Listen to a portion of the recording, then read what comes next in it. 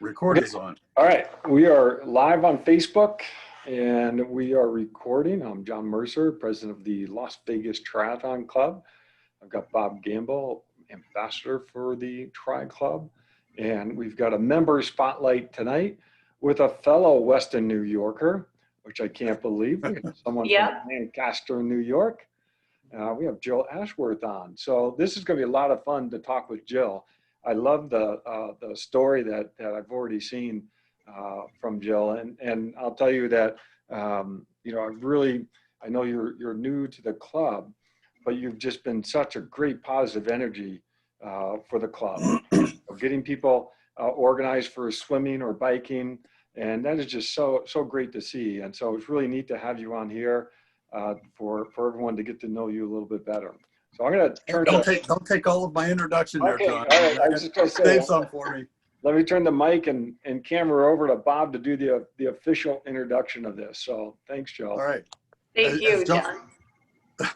As John said, we've got Jill Ashworth with us, and Jill has been with the club for 2 years. She joined in 2018, and she started training for triathlons in 2018. And we're really interested in hearing Jill's story. She's got quite a story. Been at it for 2 years, and she's going to do a full Ironman in June in Coeur d'Alene. Hoping for Coeur d'Alene in June, and then most definitely Ironman California in October. That's priority, and I've tacked Coeur d'Alene onto that as a hopeful. As long as I can get in after all the deferrals, get in, and you know the whole process goes through. If there's still room for me, I will register. And you are going to try to get into Indian Wells 70.3. Yes, and I'm also going to try to get in for Indian Wells 70.3. Yeah. For this year? For this year. Okay. If it goes. Yeah, if it goes. We're all in the same, you know, we're all in that same waiting pattern for that stuff. So. Well, you're just eager to get started on all this. That's crazy. Yeah. Especially having done this for 2 years. It's been a while. It's been a minute. So I guess I'll just tell the story about how I ended up doing triathlon. I want you to highlight the fact that, you know, everybody comes from a different background, or you know, who gets into triathlon. Yeah. And you are no slouch, as you had qualified for Boston. So tell us that story as well. I had, finally, after much trial and error, lots of misses before my final hit. But anyway, yeah, so I'd been running for about, a good 7 years before I qualified, and I was gradually getting more and more serious about it. It was after I'd had my second daughter.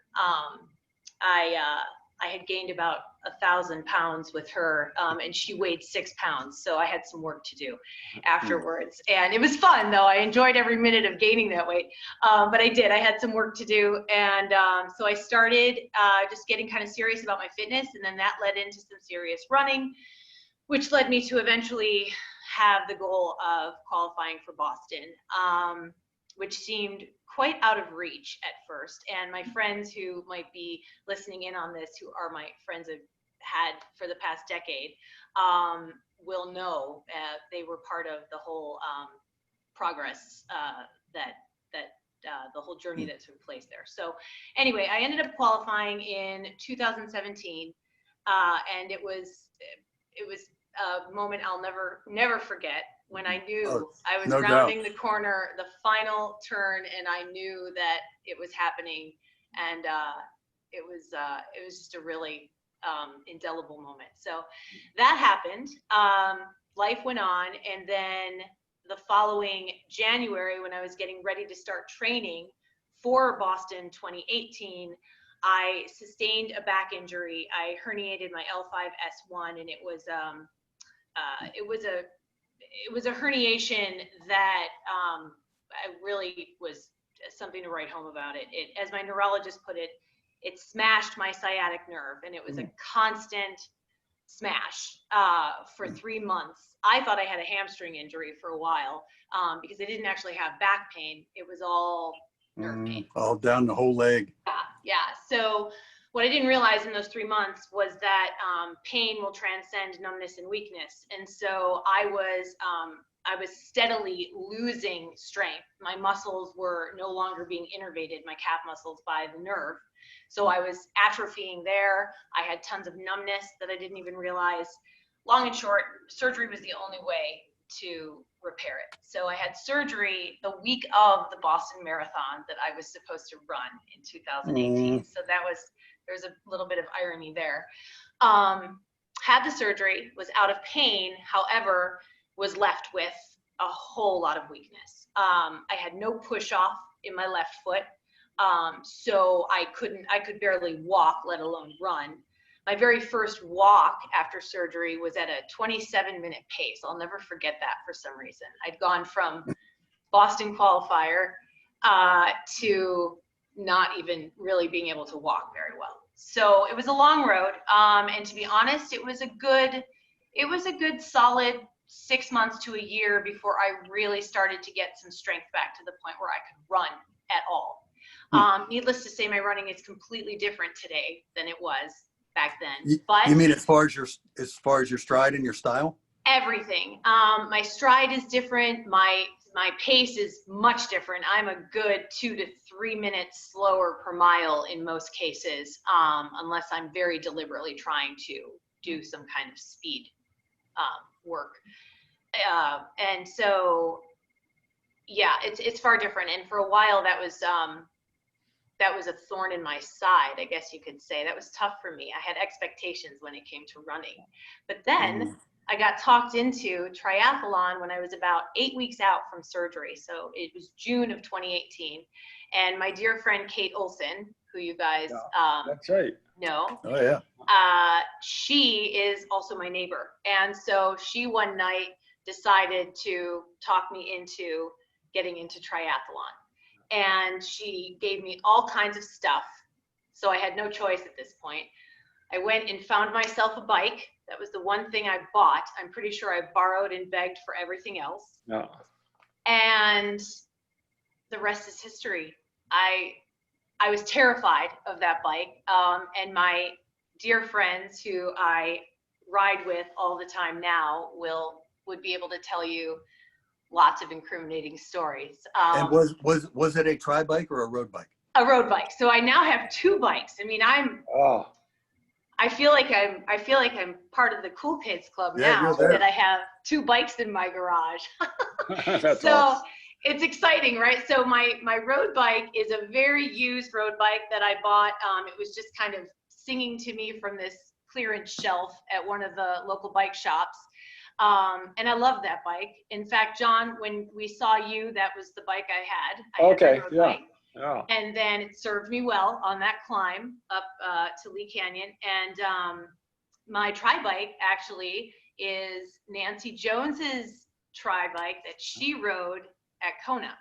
Nice. It's her Wow, Orbea you got a Ora. pedigree on your bicycle. Yes, my bike has far more pedigree than I do. She re-championed it to me, and I am forever grateful. That's great. So I'm thrilled to have it. I love it. I love every minute that I get to be on it. I am extremely grateful. I have fallen more times than I can even count at this point. I've done things like I've dropped a water bottle and tried to grab it while still clipped in. I've wiped out while looking, getting distracted, as I tend to do. Just last weekend, when we got to the top of Lee Canyon, I just about ran into some roped off pylons, and that would have been, you wouldn't have seen me, John. Certainly not in the same condition I was in.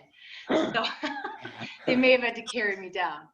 But I made it. I somehow averted disaster, as I've managed to do. Nothing major. But anyway, so I started triathlon. I did my very first sprint tri in September of that same year. So I was just 5 months out from back surgery, and I survived. And that was the Las Vegas tri. That was the Las Vegas tri. Yep, that was the Las Vegas tri. I got out there just to see if I could indeed get out there and swim and bike and run and still be alive at the end. And I was, and like I said, you were hooked. I was hooked, and I have no regrets. But if only I would have discovered triathlon any sooner. It's been such a joy. Well, I'll tell you what I love about the story so far is that you got into by borrowing equipment, buying used, and for a lot of people that first step can be a bit intimidating, and that's such expensive. It's such a great message to get out that you can get started, by borrowing equipment or buying used. Oh, I borrowed everything from wetsuits to, I just bought my own wetsuit not too long ago, and it is, I just stare lovingly at it in the closet these days because I can't wear it right now because it's too hot, but I can't wait to be able to wear it again. And yeah, I did. I borrowed, I'll tell you this, it was and continues to be a daily humbling experience. And that's what I love about it. Yep.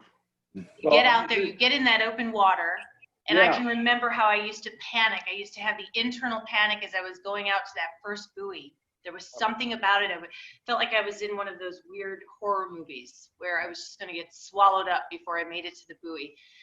And little by little, the panic subsided. But every time I'm out there, even today when I don't have the panic anymore, I'm humbled.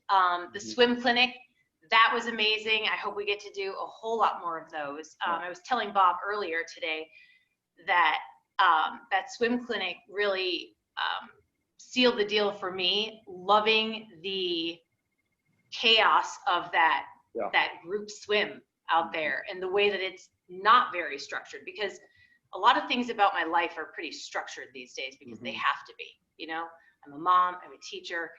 Yep. Now I'm a fledgling, sometimes burgeoning triathlete. It just depends on the day and what I'm doing.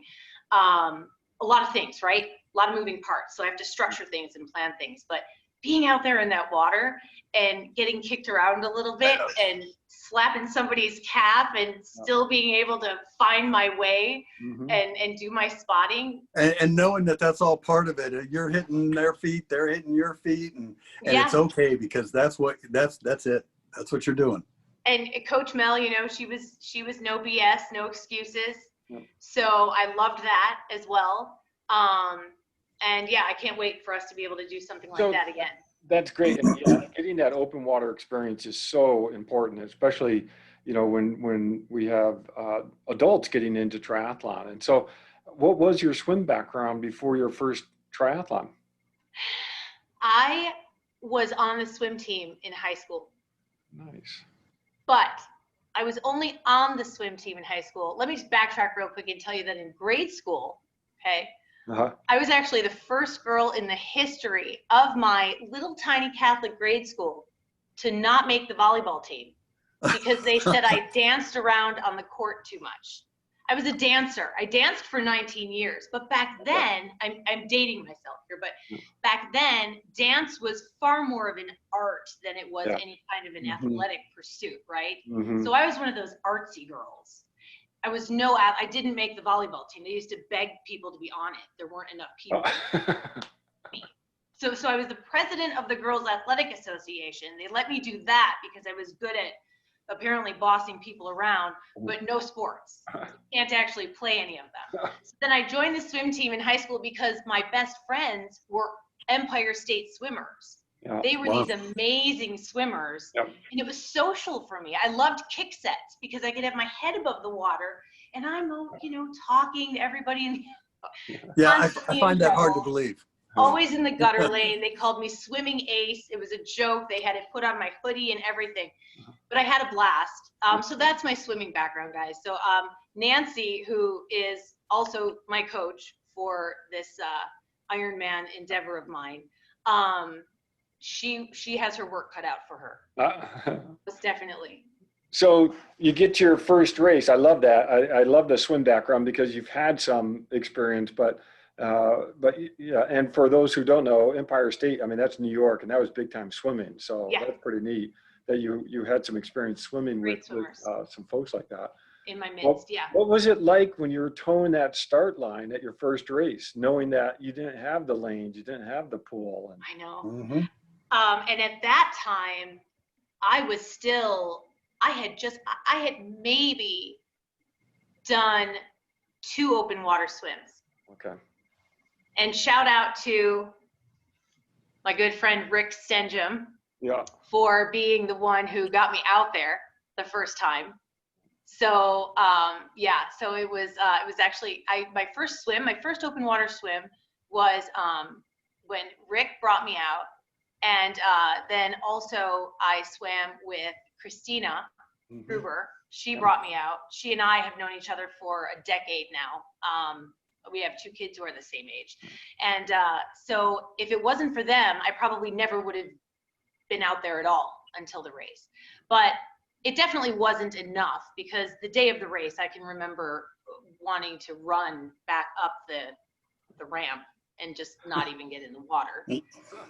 But I did, and I made it. I made it somehow, some way. I wasn't fast. I'm still not. I'm working on it though. I am working on it. So I think it was really just a matter, like I said earlier, of survival at that time. I didn't understand the idea of thriving in multi-sport.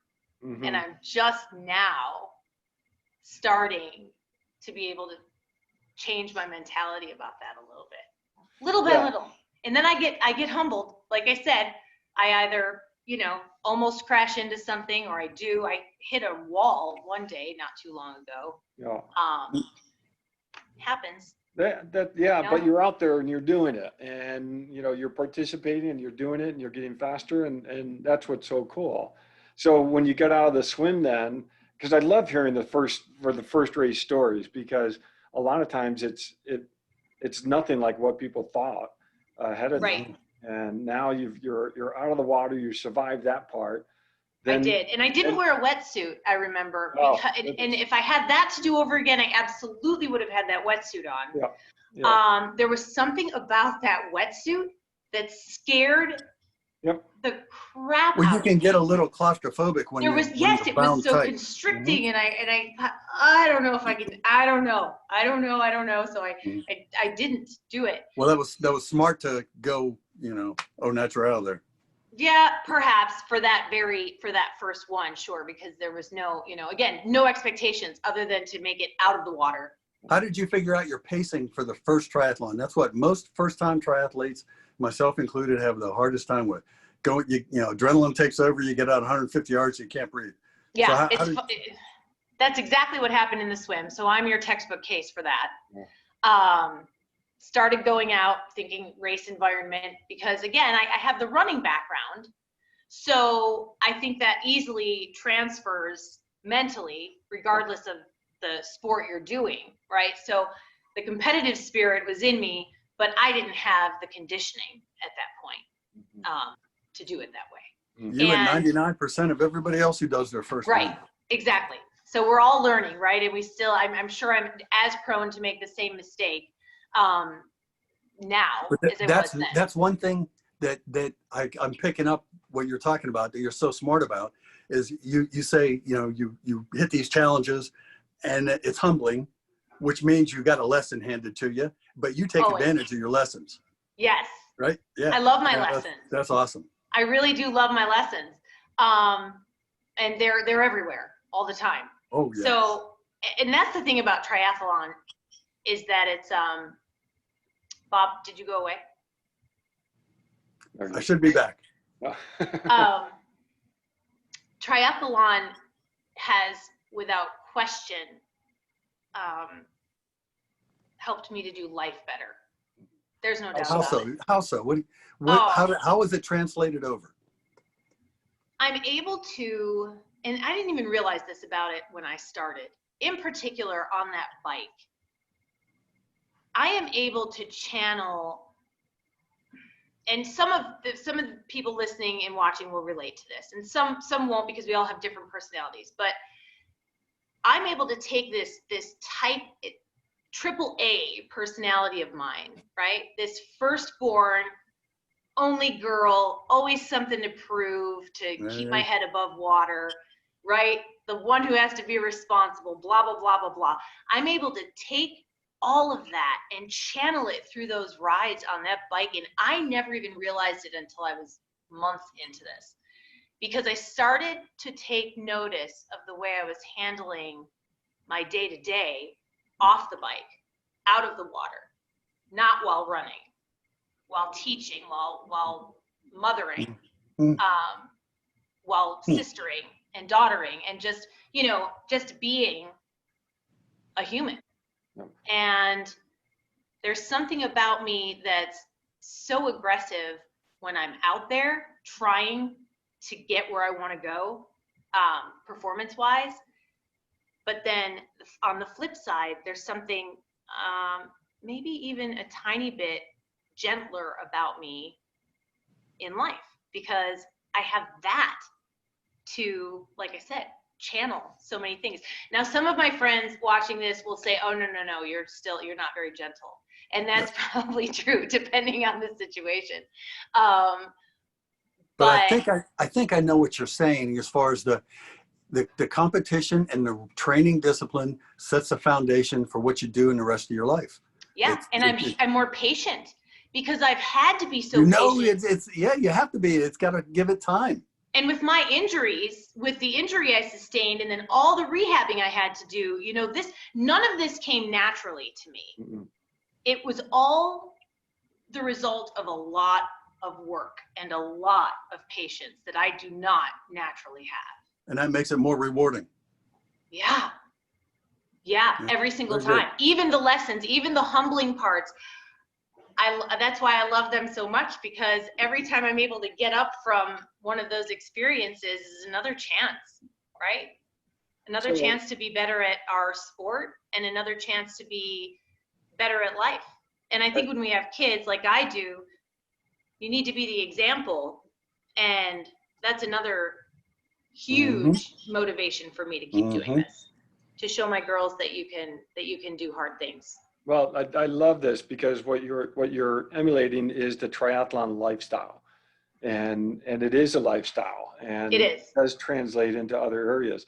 And one of the questions I had, but I can tell your answer, but I want you to talk to it anyhow. How did you go from a sprint in 2018 to all of a sudden saying, I want to do an Ironman?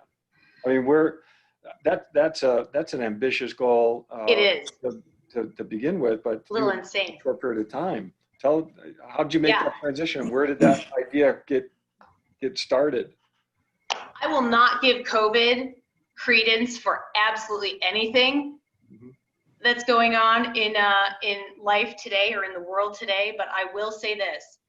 The day that I got that email for the first Ironman VR, I texted Christina on a whim and said, hey, do you want to do this thing? It's a half distance, which is something I'd never done. I'd never ridden more than 30 miles, and I'd only done that once. I hadn't run more than 6 miles since before my injury. And we couldn't swim for these VRs, so the running and the biking. And so she said yes to it. And we got together with another friend of ours, and we did it over that weekend.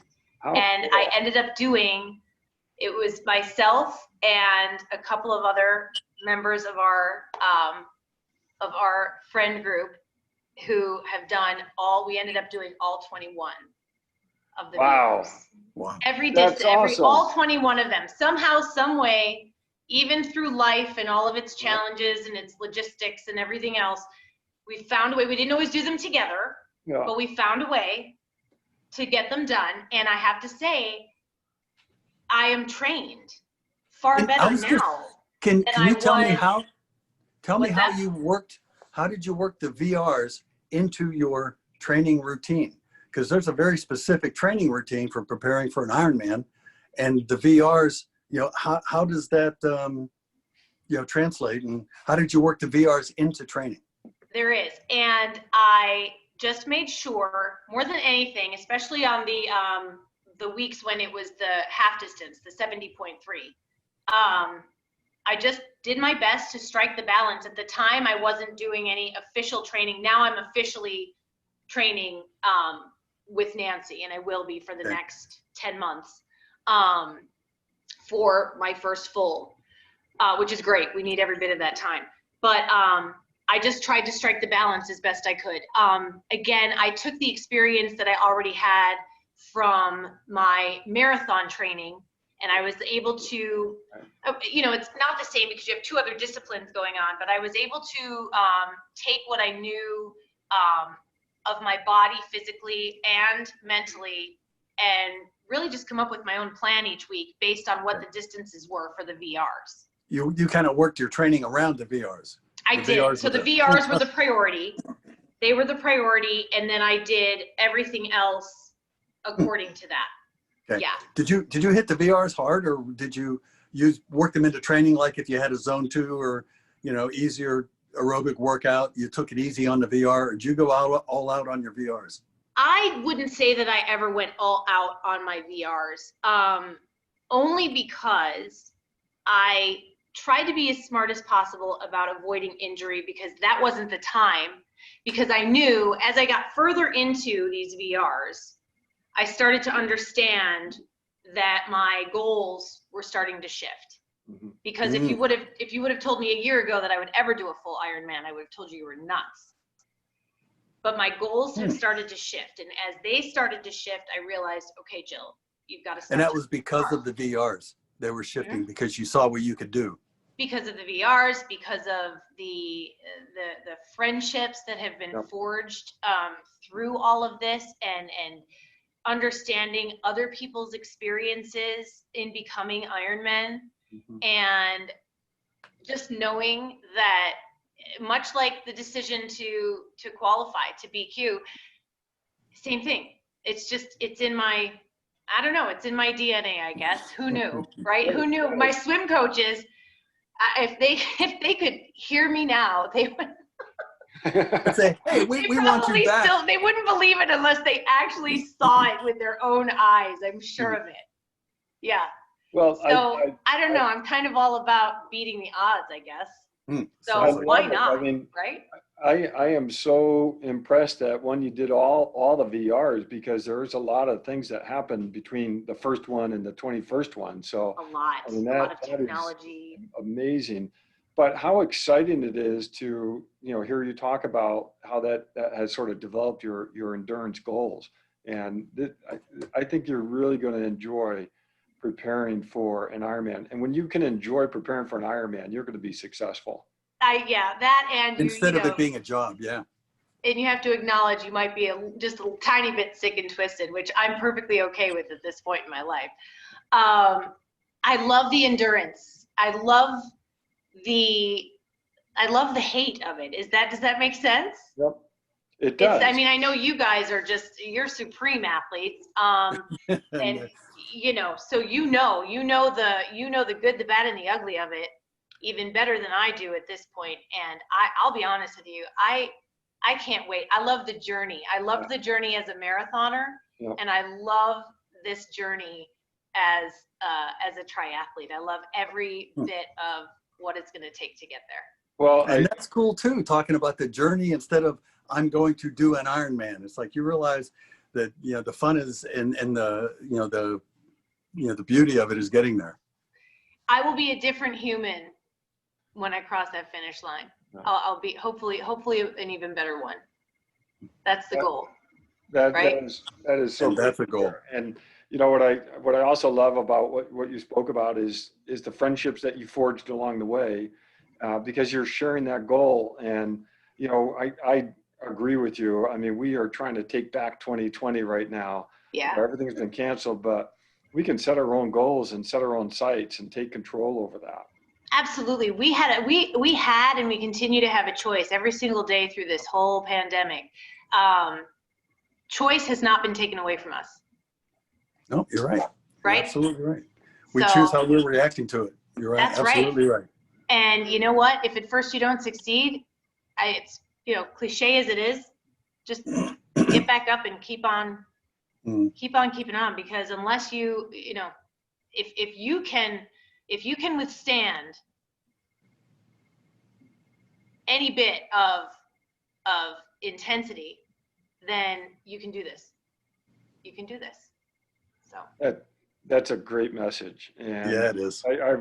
this has been so good to talk with you. I said we'd keep you for 30 minutes and we could probably go for far more longer because it's Oh yeah, no, my friend, they won't allow it. They said Yeah. they told me you're cut off. No, this is great. You know, you've got such a They great have to hear enough from me over the weekends when we train. Is that your daughters you mean? No, well, them too. They Yeah. also have to hear quite a bit from me. In fact, quickly, Natalia, come over here for 1 second. Yeah, I understand Avril. you've got quite the support crew. Yeah, come on down here for a sec. Well, I just and- want them to say hello real quick. Well, I don't know. And Rick keeps posting about this fire story. I don't know what that is. oh no, no. Right. Tell him that's another Right. day. Okay. Guys, I am incredibly honored that you even considered me for. Oh, we Natalia. wanted to talk to you, especially You with even your considered energy wanting and to talk with me. enthusiasm Yeah. Well, on the all dog's gonna things. get in too. All right. Yeah, so Dutch is here. This And is who is Avril. this? Avril just did open water after the swim clinic last Awesome. weekend. Oh, She good swam job. out Congratulations. several buoys. This one. Wow. Good job, Avril. Then come on over here, lean in. This one apparently just had herself a spa day upstairs, I guess. Oh, look at excellent. this. Yes. Excellent. This is our sandpiper. She's our competitive swimmer. Oh, She's wow. she knows her stuff. Yeah. She's not in it for the social aspect of the kick sets. Oh, no. So is she going to do a clinic for us and teach us how to swim? Not like her mother. Yeah, she would probably do a clinic. Although No, this one likes the open water more. Yeah. Wow. That's Yeah. cool. Yeah. So no. no open water. Swimming is such a great sport. So that's Yes, it is. great that you It's have an to- amazing sport. You know, Avril, covers everything. what is your other daughter's name? This is Avril and this is Natalia. Natalia? Yeah. Well, Avril and Natalia, thanks for supporting your mom so well. We They sure understand do. that you're the big support crew back there. Okay. Thanks. well, Bryce. and I'll tell you that your mom is such a great influence on the community. I didn't get the. Your mom is such a great influence on the community, and it's really neat to see the roots that she's already established in the community. So, what a great influence. See, some people do think I'm cool.